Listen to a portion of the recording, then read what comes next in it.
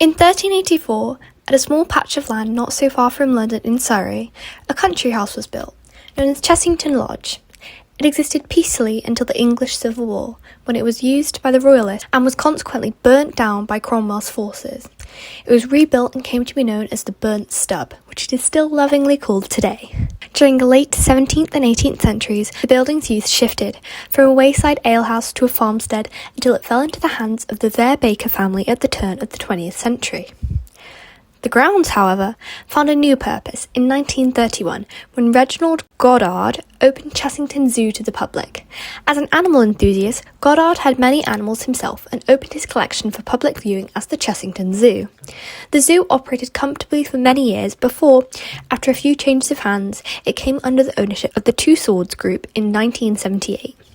The Two Swords Group brought along with them big changes for the humble zoo, including Chessington World of Adventures opened in 1987 and has continued to expand and evolve since, adding hotels, a spa, and many new rides and animals. I visited the park on the 10th of April 2026 during the notably busy Easter half term, and in this video I will be reviewing the park and sharing my experience to educate you on this amazing park and help you decide if it's worth a visit.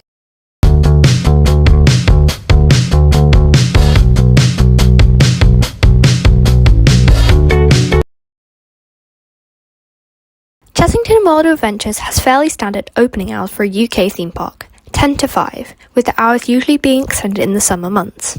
I arrived at the park at around 9:50 to be immediately greeted by a long queue for security check-in.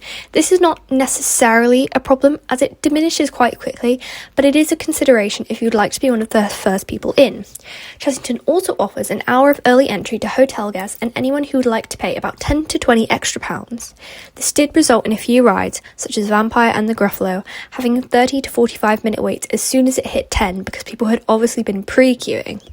This can be slightly disappointing, but it isn't the worst because not every ride was hit with immediately long waits, and there is places you can go, like where I started my day in the world of Jumanji.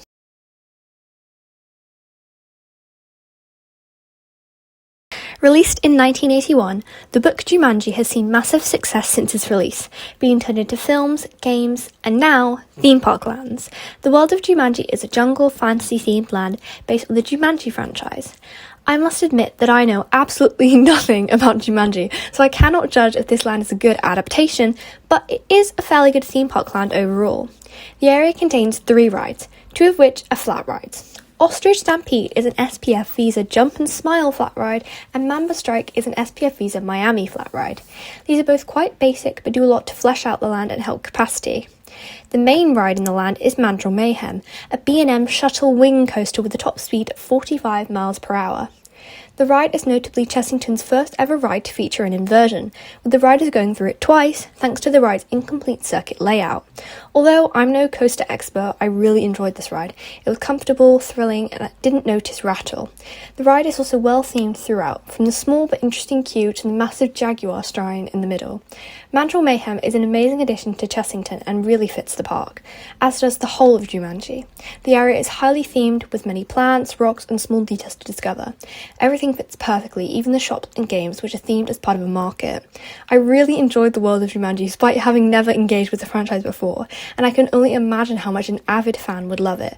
Jumanji is a highly themed and immersive land that makes Chessington an even better park to visit. Upon entering the park near the car parks, the first ride you'll see is the towering Dragon's Fury, the anchor attraction of the next area, Land of the Dragons. First opening in 2004, the Land of the Dragons is a fantasy-themed area with rides for all ages. The land includes flat rides, Griffin's Galleon, a Zero rocking tug, and Sea Dragons, a Max spinning boat ride. It also has 2 playgrounds for younger guests, with the Dragon's Playhouse being indoors and Canopy Capers, which winds all around the land. These attractions are decent, if a bit basic, apart from Canopy Capers, which I love how it goes above everything and I really want to go in it. But they all serve a purpose and add some nice kinetic energy. Another attraction which moves around the land is Dragon's Fury, a Mara spinning coaster. With a top speed of 48 miles per hour, Dragon's Fury is very intense and threatening. I have to admit I was terrified of this ride, but in the end my fear was worth it as this ride was really fun and fast. The ride did, however, experience a significant amount of downtime while I was in the queue. As I will touch on later, I received a fast track earlier on in my day that I decided to use on Dragon's Fury. I can't tell exactly how long it was down for, but I would estimate it to be 20 to 30 minutes, which isn't too bad, but it felt like ages. When you're in the Dragon's Fury for a while, you'll know that music drives you insane.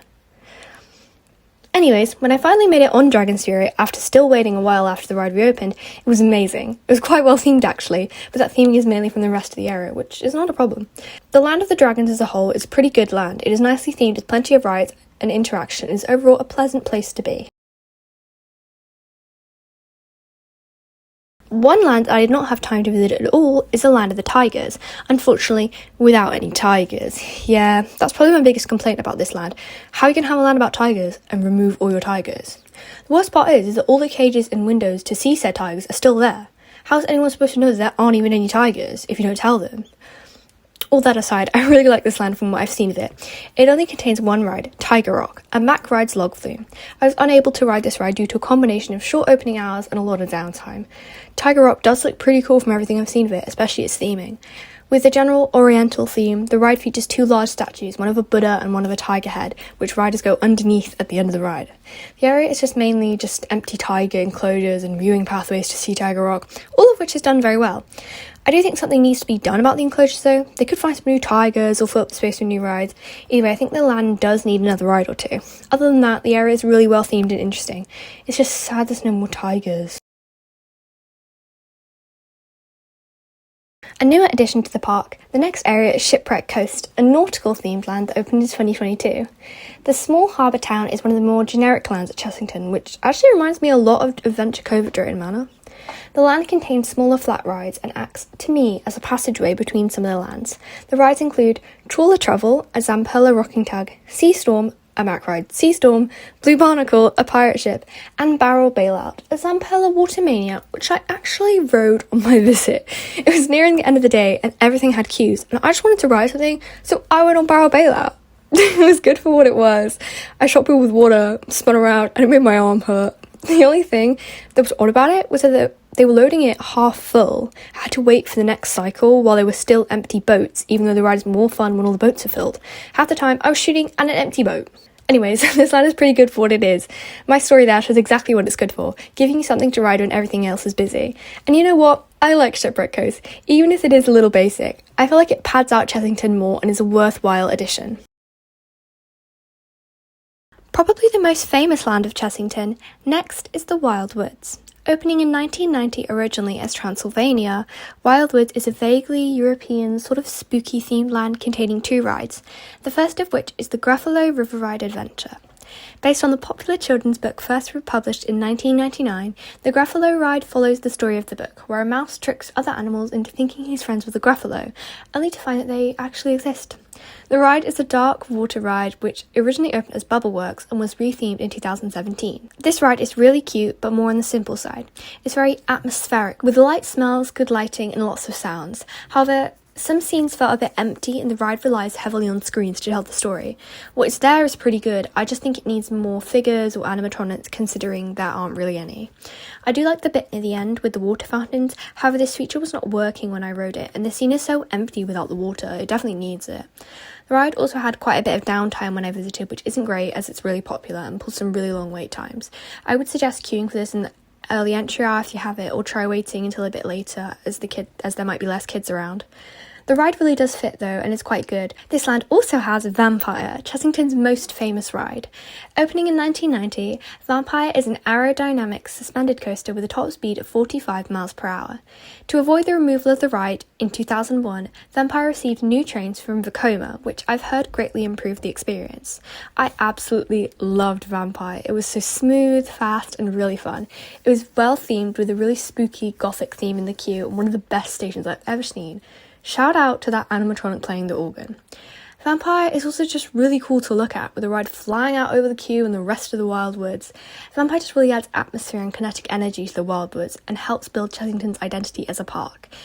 It did, however, experience downtime in the day. The ride closed while I was in the queue and we were asked to evacuate. Chessington did the right thing and gave everyone fast passes for any ride, which was really good. I did manage to ride it later as I saw the ride testing and pre-queued, allowing me slightly shorter wait.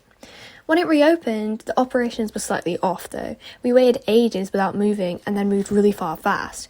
I can only imagine they were loading trains of just fast track and just regular queue, which is definitely not the way to do it. The land as a whole is slightly caught between the sweet Gruffalo and the eerie vampire, with the land's theme being a village in the woods. It doesn't feel disconnected though, and Chessington did a really good job at unifying this land that could feel random. This is definitely one of the many highlights of Chessington that makes it worth your time. Another land I only briefly walked past. The next area is the rainforest. This is a small rainforest-themed area with 3 small kids' rides. First, jungle ranges, a jeep ride, river rafts, a junior log flume, and treetop hoppers, a pair of junior drop towers. Honestly, this is barely an area, but it's cute, I guess, and serves its purpose for families and kids, I'm sure. Very much inspired by Disney's Animal Kingdom, Chessington has its own wildlife reserve, Wanyama. This reserve also, obviously, features a ride where you can see the animals that inhabit it. Known as Zufari Ride into Africa, the ride takes guests on a guided tour past giraffes, rhinos, and whatever other animals are out on that specific day. I really liked what there was of this ride. I just feel like it's too short. When I visited, I only saw 4 types of animals, and the ride was like 3 minutes. The ending scene with the cave is cool, but it just feels really out of place. Like, I'm on this African safari that's really realistic, and then suddenly I'm in a magical cave, and then the ride's over. It's just a very jarring finish to an otherwise very standout attraction.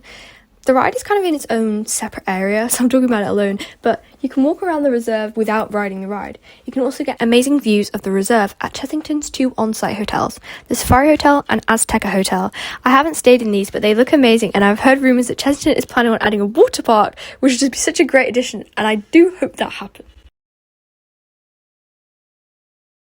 Supposedly located on the banks of the Nile, the Forbidden Kingdom is a highly themed and immersive land. Opening in 1994, the Forbidden Kingdom is a taste of the older style of Chessington, which still stands the test of time.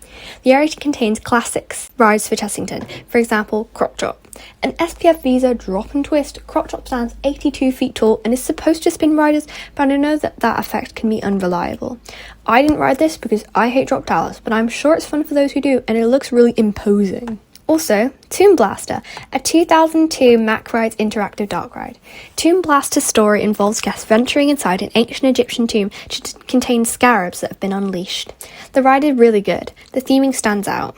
Some of the sets in this ride are really show-stopping, especially the 2 large figures at the end. There were some actual jump scares, well, at least for me, and the story was well explained.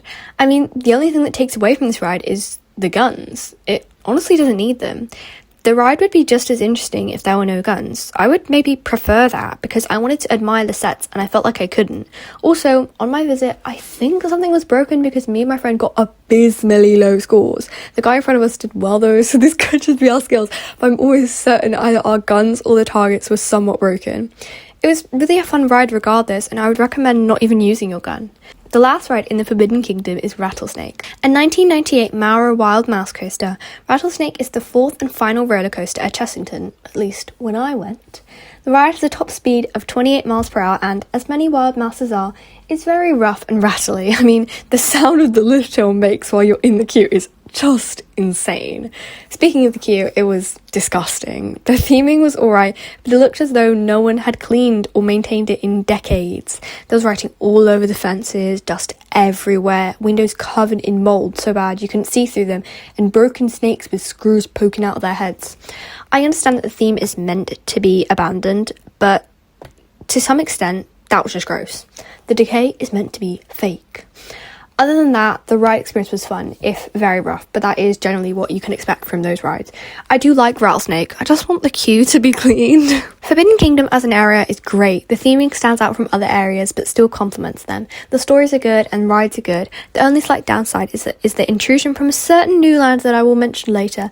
My opinion is that, yeah, the clash is a bit jarring, but Chessington doesn't have all the space in the world. I would much rather the new area goes here than nowhere at all. The central area of the park is called Adventure Point. The hub of the park, Adventure Point establishes Chessington's core theme of adventure and provides shops and restaurants along with a large stage that was completely empty when I visited. This is likely due to Merlin's large cuts to entertainment, but it's really sad as there was videos playing on the stage and loads of people sat around assuming there would be a show there.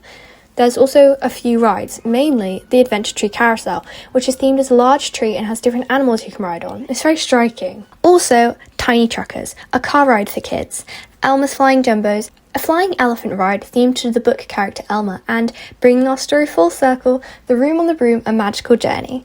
An atmospheric walkthrough attraction, Room on the Broom takes place in the original Chessington Lodge or Burnt Stub, which has existed on the land long before any rides. Also linking to the beginning of our story, the Chessington Zoo still houses many animals, from sea lions and penguins to lions. The zoo is generally nicely themed, clean, and even has a sea life centre. Since I visited the park, a new land has opened, World of Paw Patrol. This is really sad to me as I absolutely loved Paw Patrol as a kid, but I will be returning to see this land at some point. The area looks really good, very cartoonish and fits the show perfectly. I'm not entirely convinced it fits Chessington perfectly, but you could stretch it if you wanted. Like, Paw Patrol goes on adventures and that's what Chessington's about, you know. Anyways, the land contains Sky's Helicopter Heroes, Marsh's Fire Truck Rescue, Zuma's Hovercraft Adventure, a playground, and Chase's Mountain Mission, a very much needed junior coaster. This land is sort of exactly what Chessington needed in the form of a junior coaster and a dedicated children's area, and it happens to look great as well. Also coming in the future is the world of Minecraft. Set to open in 2027, the world of Minecraft will be themed to the popular video game and feature a retheme of the old ride Cobra and an all-new indoor multi-dimension coaster from Intamin. This coaster really intrigues me as it's a new ride for the UK and should be well themed. I think this could be an extremely promising ride for Chessington. Minecraft is also a great franchise to adapt as it has a really iconic style and characters, and I look forward to seeing it be recreated. Overall, Chessington World of Adventures really impressed me as a park.